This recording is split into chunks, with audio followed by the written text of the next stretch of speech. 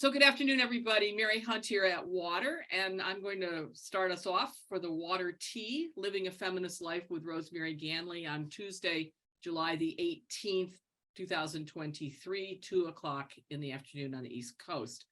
I want to welcome you to our summer tea with Rosemary Ganley, and I'm delighted that you're here and that you're joining us. Diane New, who's the co-director of Water, and Patrice Rupp, who's doing our IT. She's here for the year, as some of you know, from Germany, from Baden-Württemberg, heading back in September to her studies in Heidelberg. And we also have with us our summer intern, Brooke Andrews, who's with us in the Water office. And next to her is Catherine Faymin Hunt New. Brooke will be a senior at University of Maryland, and Catherine Hunt New will be a senior at Gwinnett Mercy University. So she shares a last name with two of us, and a house and a lot of love. So we're glad she's here with us. So welcome to each and every one of you, and a special welcome to those of you who are new to Water events. You might want to mute your phones at this point, mute your computers, as it were, at this point, so that we get a good clear line for our introductory remarks, and then we'll have an opportunity to unmute ourselves for small group discussion. Again, a special welcome to those who are new to Water, and especially to the tea format. You know, we do a monthly book discussion, we do a monthly liturgy, and we do a monthly meditation session. But we found during COVID that some of us needed something a little less formal, a little more interpersonal, with an opportunity to talk with each other. So we found this kind of hybrid way. We call it the WATERtea, and I suggested iced tea for today, although we sometimes come with our cups and saucers.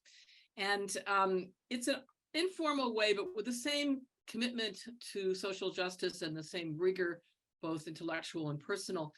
And so we begin, as we always do, with a land acknowledgement.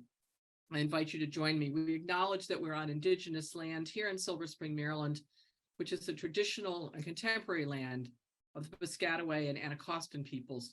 They were the original stewards of this territory. We acknowledge the trauma that is deeply embedded in the foundation of this country and the harm done to Indigenous communities, communities of color, as well as to immigrants. Water programs and all that Water stands for really directed at supporting and igniting social change, including justice for people of these lands. So I invite you to just take a moment to reflect on the Indigenous people on whose land you sit, and how together we can support and make reparations for the harm done to those whose land has been taken away. Thank you. Let me review the format again for those who are new to our session today. I'm going to offer an introduction of our speaker, Rosemary B. Ganley, or RBG, as we have come to know her. And then Rosemary will offer brief reflections on living a feminist life, which I can attest to the fact she does with verve.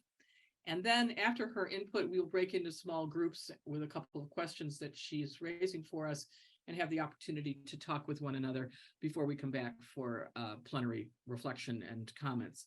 We'll use the rest of the hour after that small group discussion to raise questions and to look ahead together. We will close officially at 3 p.m. Eastern time, though the link will be open, the Zoom will be open for continued conversation after that. But we really do honor that this is a 1 hour session, and you're welcome to stay on, but we don't want to keep anyone beyond the commitment they have made a covenant to. The video of this session will be at our website, www.waterwomensalliance.org, along with brief notes that we will cobble together after Rosemary's comments.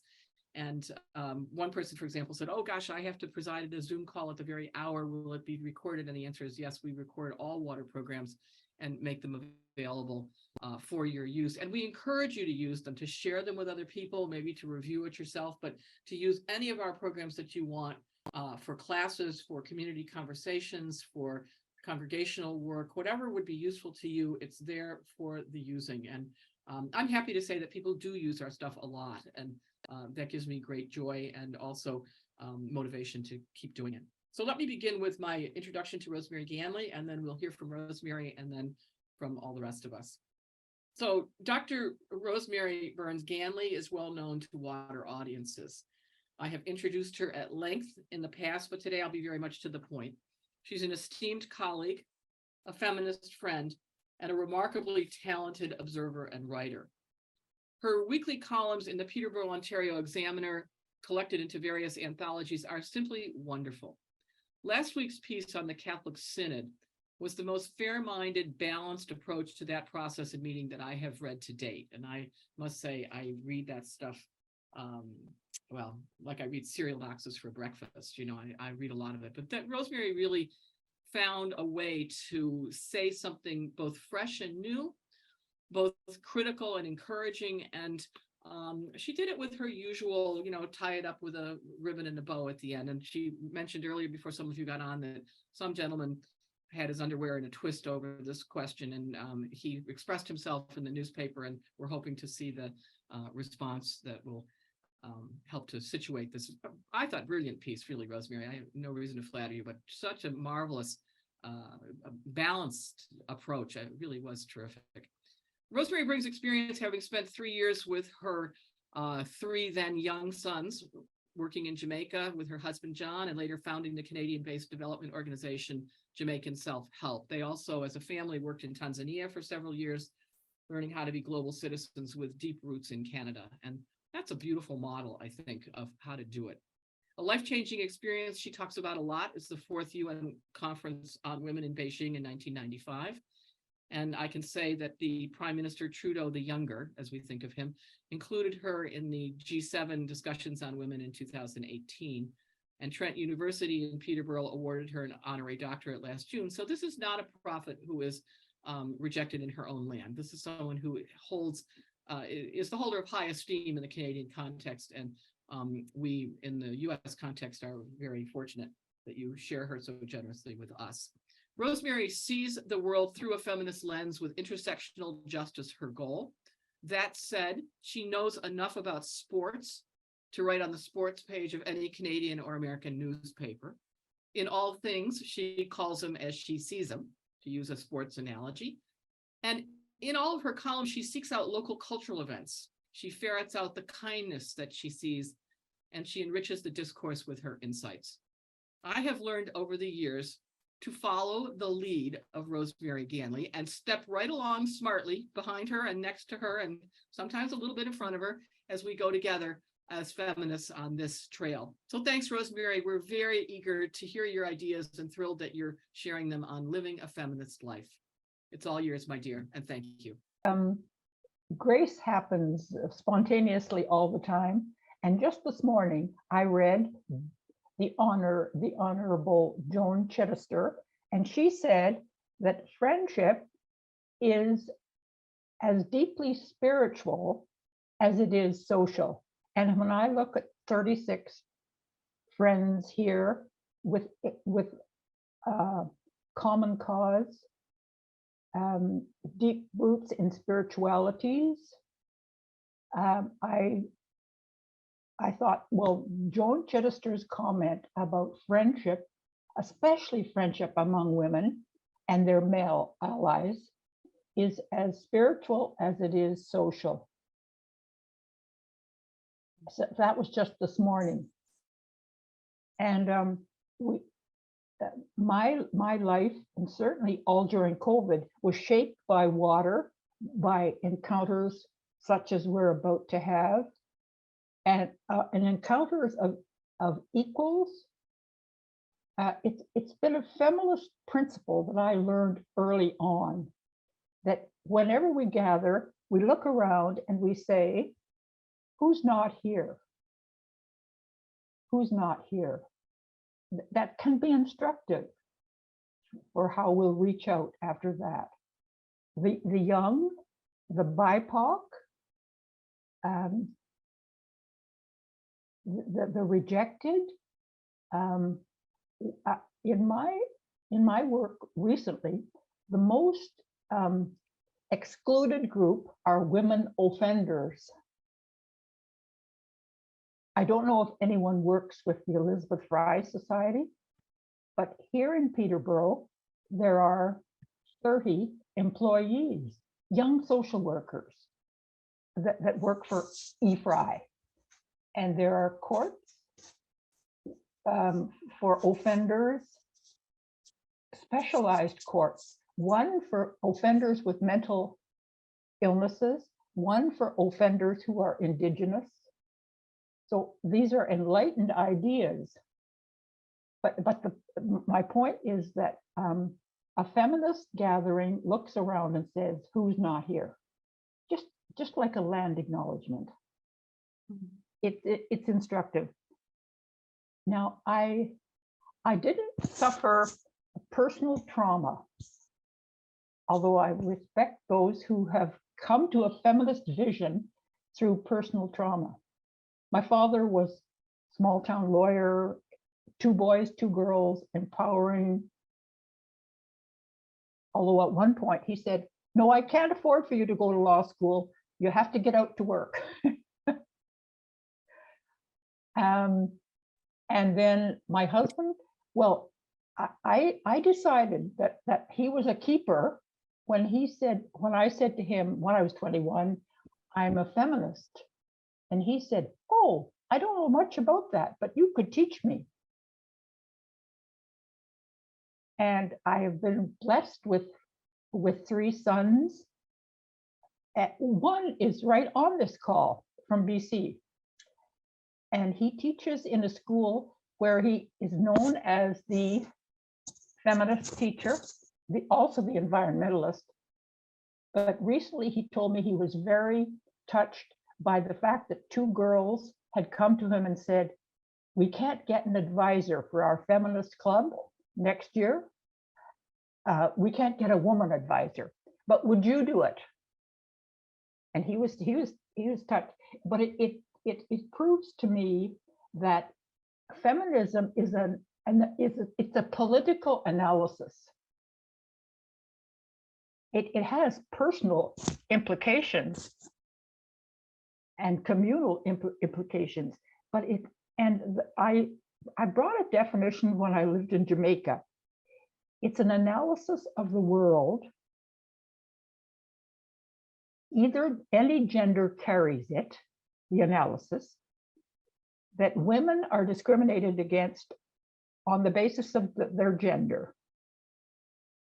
And it's also a resolve to do something about laws, attitudes, and structures that prolong this exclusion and discrimination.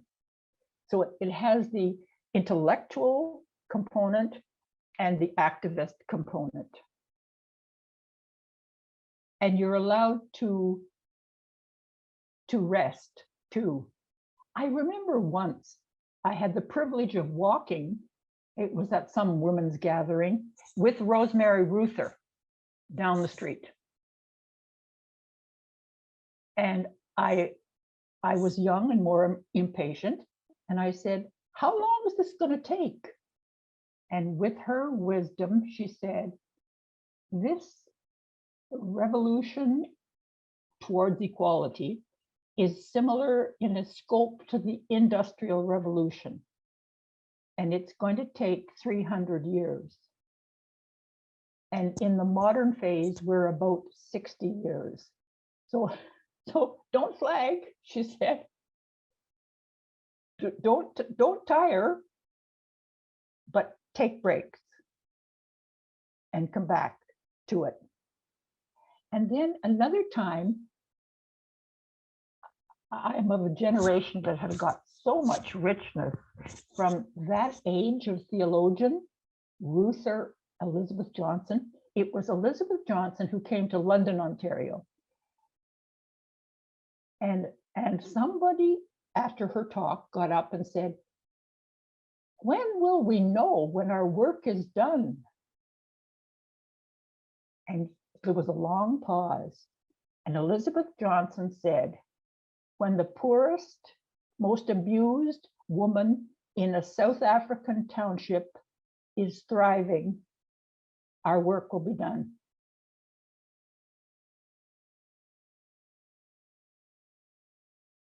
So the 2 questions I'm going to suggest for the richness of your exchange is,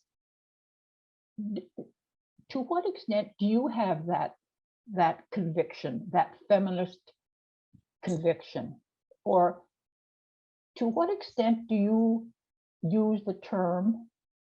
In fact, the feminism needs to be rehabilitated, perhaps among the young, because there are lots of young women who say, I'm not a feminist, but. And so I'd like ideas about how to respond to that. And then the second question is, what activities do you undertake as a feminist with the feminist vision? And they can be small, private, like baking for the neighbor. Or they can, as Hildegard said, leap into speech. That was Hildegard of Bingen. Patrice, one of your German saints, mystics, she said, leap into speech. And I have a call. You always have to look at your ego too, in terms of going public. But there are ways to sign petitions, go marching, write to your congressman, and so on, to leap into speech. The great privilege that we have of being literate and free to read. So that's really, I think, I use recipe cards, by the way.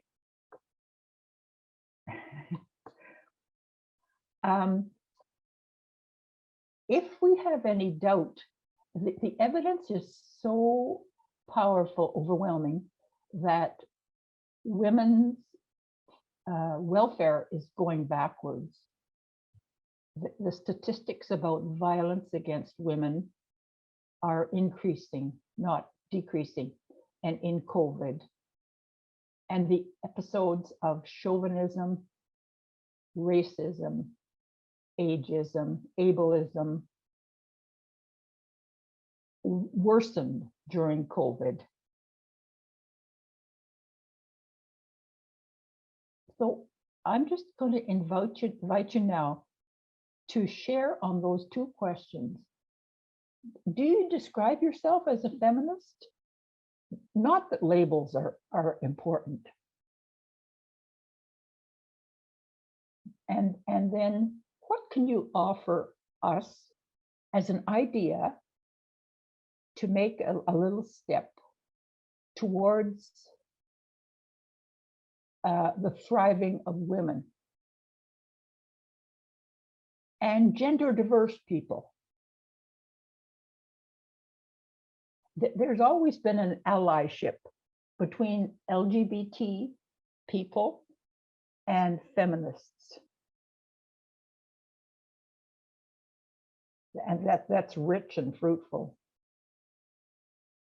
So Mary, I'll hand over now to the wise groups. Rosemary, thank you so much. Very gentle, insightful introduction, real invitation. I think you've given us an invitation. And Patrice is putting your two questions up. What is your feminist vision? And that includes the question you raised about calling yourself a feminist, that whole labels question. And then the second question, what large or small actions will you take to actualize your vision? And so that really is the opportunity to say something very concrete. Mostly it's an opportunity to talk with one another and to take Rosemary's remarks as a springboard, as a kind of stepping stone into our own conversations. So with that, we will be moving into small groups for about 15 minutes. And we want to hear what you think about feminism. What does this mean now? How has this word evolved over time? What do you envision? What do you hear? When do you use it, if you use it? And no matter what words you used, what are you doing? What are you doing, and what can you help us to do? Give us ideas, give us notions of what would be useful to bring about that thriving of women and gender diverse people, and particularly that poorest, most abused woman in the South African township, because that's a powerful image to take us a next step and to keep us doing what we need to be doing. So Rosemary, thank you. And Patrice will now put us into groups, and then we'll be back in about 15 to 20 minutes to talk about this as a whole and to ask questions of one another and to share some ideas, because we use these sessions also to get ideas from you about things that we need to be dealing with in the next year in terms of our own programming. Welcome back, everybody. I think we're good to go again. I want to thank Rosemary Ganley for the wonderful start she gave us. That invitation to these conversations, at least the one I was in, was really rich. And I was cut off in mid-sentence, Marge. I was asking where you teach. Mount St. Joe's in Cincinnati. Thank you. Miss Louise Lear's thumb went up on that one. Oh, well, why? Goodness. Must have a vested interest in that. Exactly. Yeah, those, yes, those good people. So here we are back again to continue the conversation. We were in mid-conversation when we ended in my group, and I'm hoping that Barbara, who was raising an important question, will raise it here. But the floor is open. The way this works is that you use the reaction button, which is down at the bottom right hand if you have of your screen, if you have an Apple product, the reactions, and you just raise your hand, and that will take you to the top of the queue. So we'll see who's next. If you find that awkward, and then lower your hand. If you find that awkward, you can also wave, and we'll keep an eye on who's waving. But if you can use that function, it makes it a little cleaner. So the floor is open for questions and for discussion.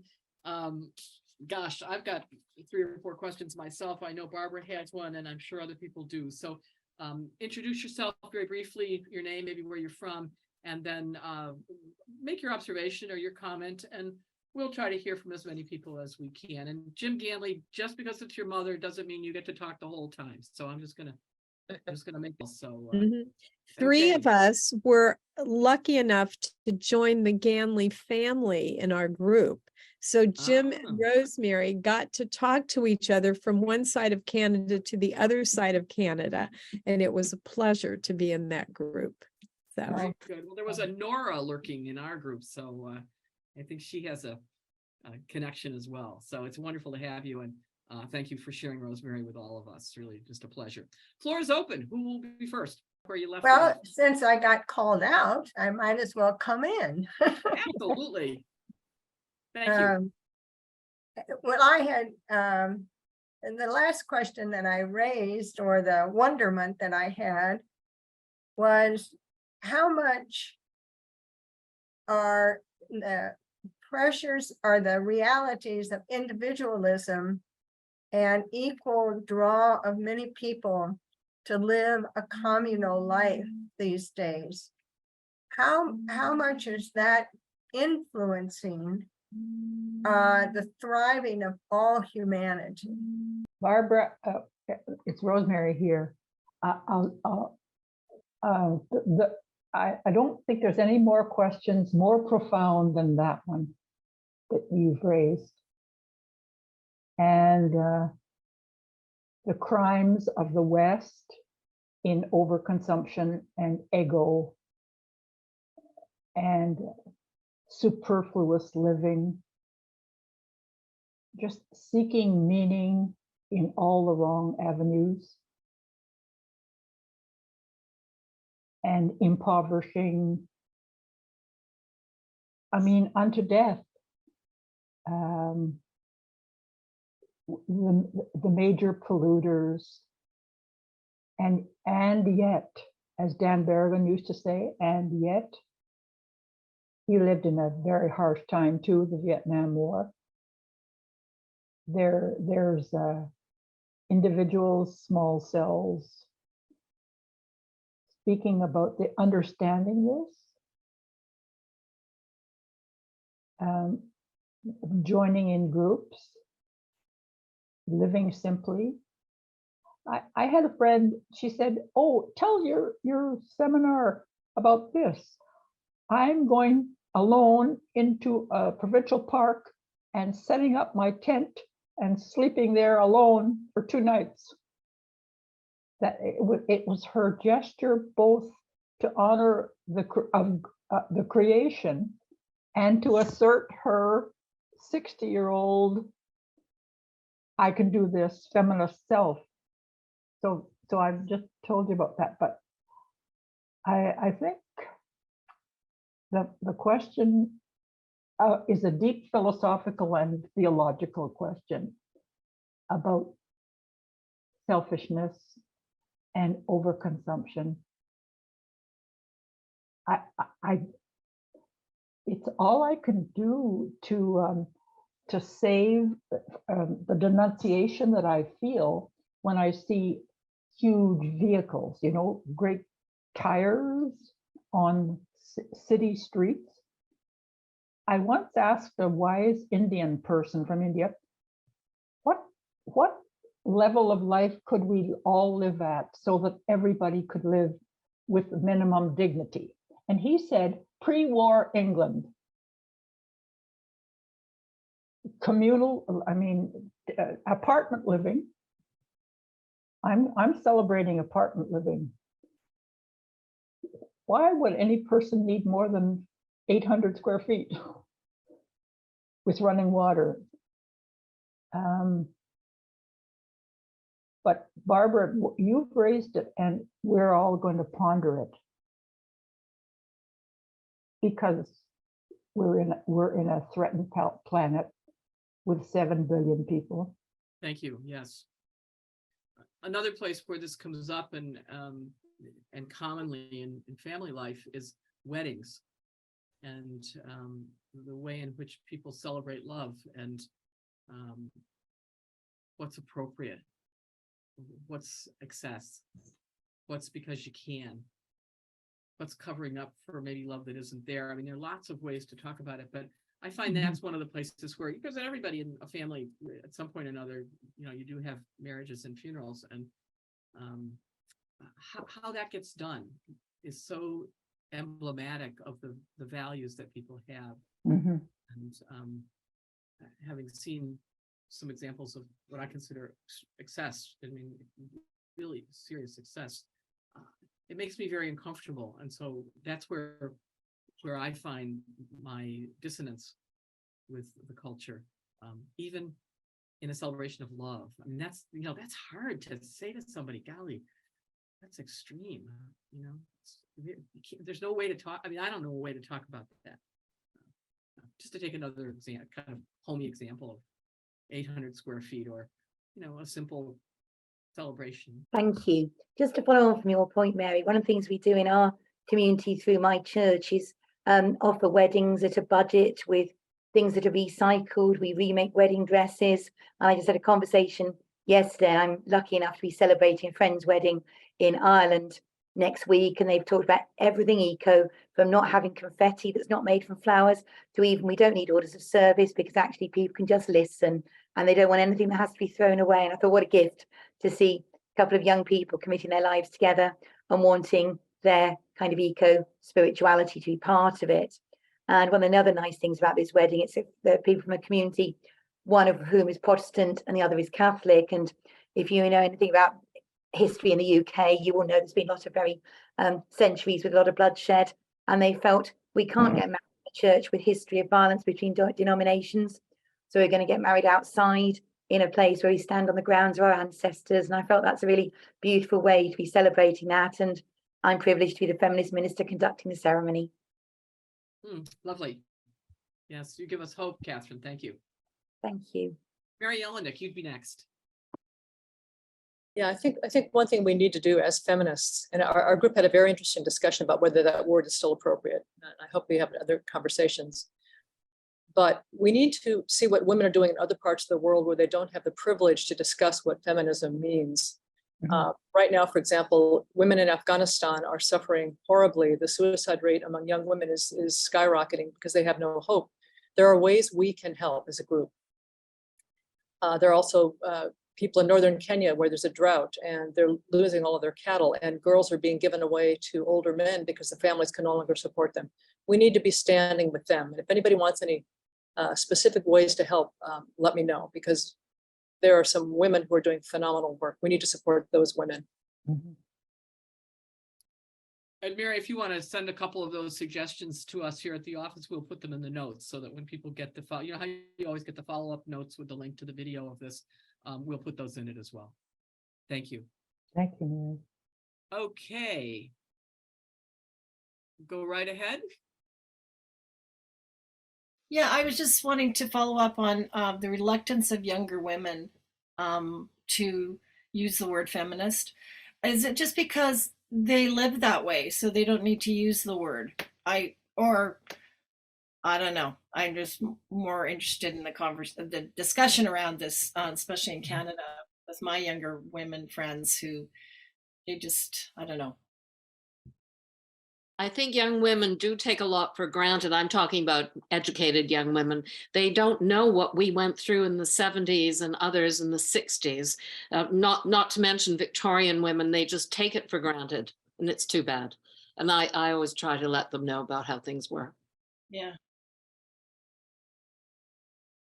And what kind of, Lindsay, welcome. What kind of response do you get from in that conversation? I mean, how do they Well, when respond I to tell them I couldn't go to a student model parliament in the 70s because it was only boys who were invited, even though they were using public facilities at no charge, they're shocked because they go to these model government things all the time and think nothing of it.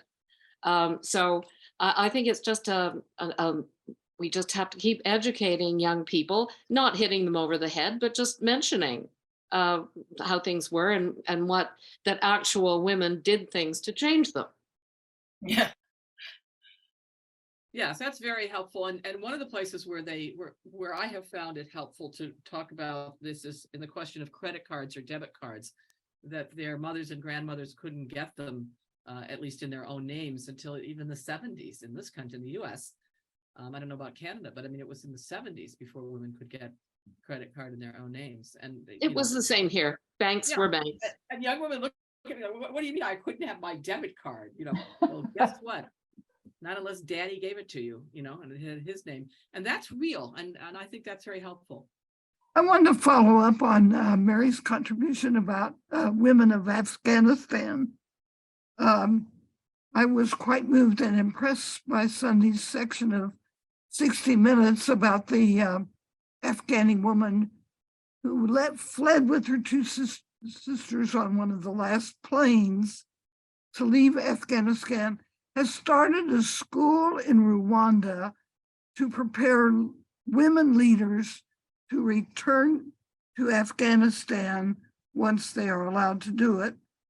I couldn't find any way of supporting them, but she was so courageous, and the steps she went through to get herself and her sisters out, to get other young women out, get them established in Rwanda with the school, and is holding on, no matter how long it takes, to prepare leaders to go back to Afghanistan. So she has a special place in my heart from now on. What a hopeful, farsighted, and exemplary, to me, a spoiled American woman. Thank you. Yes. We'll hear from Rose Eddington and Mel Hoover. It's just Rose. I was on Just something Rose. with my husband the other day, so I put both of our names on there. Well, he's welcome to. Go ahead, Rose. I think one of the things about getting to younger women today and saying they take things for granted, and then we were talking about some of the Afghani women. I've been reading stories about a couple of stories from women who are in Kabul and thought that what happened there would never happen. And I fear that with the rise of Christian nationalism here, that we have the equivalent of a Taliban in our country. We have to be careful and really talk about what's going on right now with trying to control women. And that's a step on the road to fascism. And it scares me like crazy. So I don't think we can take things for granted. We have to have, as I think Thomas Jefferson said, eternal vigilance to ensure freedom. You are not alone in that feeling or in that view. I can assure you, Rose, and I do think it's an important topic for us to take on. What happened in Iowa in the US last week with the one day legislative session that stopped abortion at 6 weeks. Well, Fortunately, the judge at least got it he stopped for does now. stay but, for now, ugh. but it does show you that, and watch this afternoon as we listen to DeSantis, and watch as the Trump, this question of Trump being indicted at the federal level. This is his popularity increases with each indictment, and that's documented, which is, Yeah. I mean, talk about fascism. Wow. Mhm. I'm going to make the concluding announcements, and then we'll continue this conversation, because I want to talk about cultural feminism as well, particularly the arts, and how some of these, some of the ways of dovetailing our work on a variety of issues is being done. But let me do the announcements. Those who absolutely must leave, and the rest of us will stay on for what I know will be a number of additional questions. Again, a hearty thank you to Rosemary Ganley for sparking our imaginations and inspiring our efforts per usual. I look forward to the next occasion, Rosemary, and it's getting to be kind of an annual, even sometimes semi-annual thing. So keep preparing, and I'm waiting for next week's article. That'll be out soon, I know. Upcoming at Water on Tuesday next, the 25th at 7:30 p.m. Diane New and the Water community will be celebrating a ritual hand in hand around the world, blessing our current interns and celebrating the many relationships we enjoy with so many of you and so many others around this great planet. So a rather hopeful way of ending what will be our programming year. And we will be closed from July 26th until September 4th. It's our annual break to refresh and renew. And that came, Rosemary, you gave us that permission early in your comments this afternoon that we should all take a break. And we at Water do that every year for 4 or 5 weeks. And if we don't, we find we're burned to a crisp by about Christmas. So we will be taking our usual holiday. So please feel free to join us for programs that will begin again after the US Labor Day in September. As you know, all our programs are free. They're open to everyone. Your donations are needed and welcome, but we have taken the position at Water that our job is to socialize resources. So donate what you can for Water programs, and that makes them available for everyone without charge. Because we believe that if we share, I repeat, if we share, among us, there's enough. And that's a feminist principle too, I think, Rosemary.